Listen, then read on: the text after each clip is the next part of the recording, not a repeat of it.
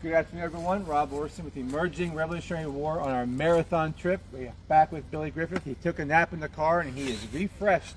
And we got some Gatorade too, and some beef jerky. Where we're standing, off Kevin can zoom in, is a place here just off Mass Avenue 2A in Lexington, just above Monroe Tavern. It's called Cannon Rock. This is a marker that was placed here not that long ago. And up here on this ridge is one of the British cannon that's put in place when Percy's Relief Column comes into town. Behind Kevin, who's working the camera, would be the main town of Lexington with the green. And what we're going to talk about now is happened a little bit earlier, but we've been stuck in traffic, so we're trying to play catch up as much as we can. But Billy's going to talk about Percy's Relief Column and the impact they had on this campaign. Billy? Yeah, no, that's a great way to put it. The impact that Percy's Relief Column has on this battle, because this column showing up at this spot when it did most likely saved that contingent of British light infantry and grenadiers who had been fighting the Massachusetts militiamen and Minutemen all the way down Battle Road that afternoon. Because if these men do not arrive here, it's very possible they could be completely cut off, surrounded, and bagged.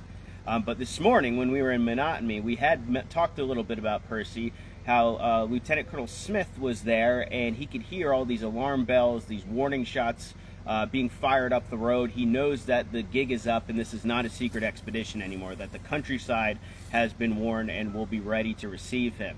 So he scribbles off a note back to Thomas Gage in Boston, and the slow process will begin of gathering a group of reinforcements, about 1,000 men, to be put into a brigade under Hugh Percy to march out of Boston and get here as quickly as possible to save these men who are going to be fighting those battles at Lexington and Concord. Now, this contingent is made up of, well, not the light infantry and the grenadiers, because they're all up here fighting this battle already. This is going to be the hack companies, or the line infantry, as well as the Royal Marines, too, will join in this relief expedition. Well, Percy's men are going to arrive here probably a little after 2:30 p.m., after undergoing a long, grueling march, just the same as these men who had already been fighting that day had.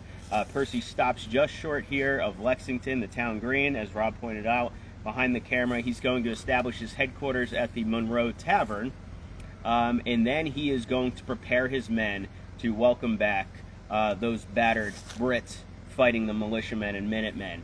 He'll set up his men on both sides of the Lexington Road, and he's going to leave a space in front so he can accept them and have a covering force there ready to repulse any attacks that might be hitting their rear. But as Rob was saying as well, he sets up cannon here on this high ground. He has 2 field pieces that he pulls out of Boston with him, and these cannons are going to do more for the Brits here during this battle than probably any of the infantry in the field. Just their sight and just their sound. This will be the first real artillery salvo, you can say, of the American Revolutionary Wars. As soon as the Massachusetts men begin closing in behind the British column here at Lexington, they immediately start opening fire up here. He only has limited ammunition, but he's going to make the most out of it to try to slow down this Massachusetts advance, and it's going to work.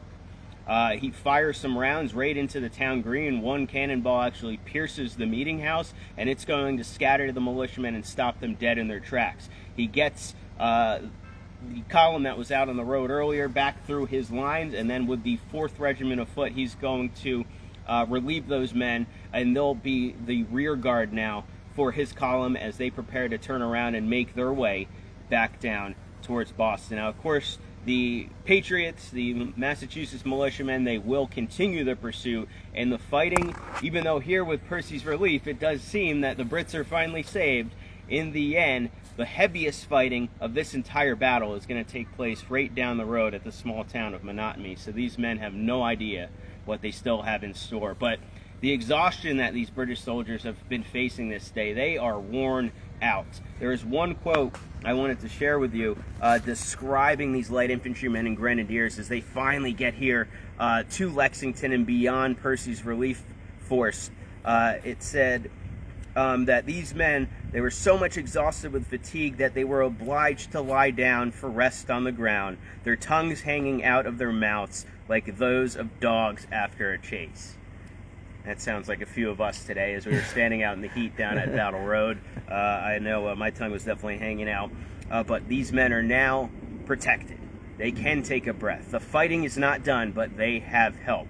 The relief column has now kind of balanced the odds when it comes to numerical strength for both of these sides, but this fight is far from over. So stay tuned. We got a few more stops coming up before we wrap up the 250th anniversary of the battles of Lexington and Concord.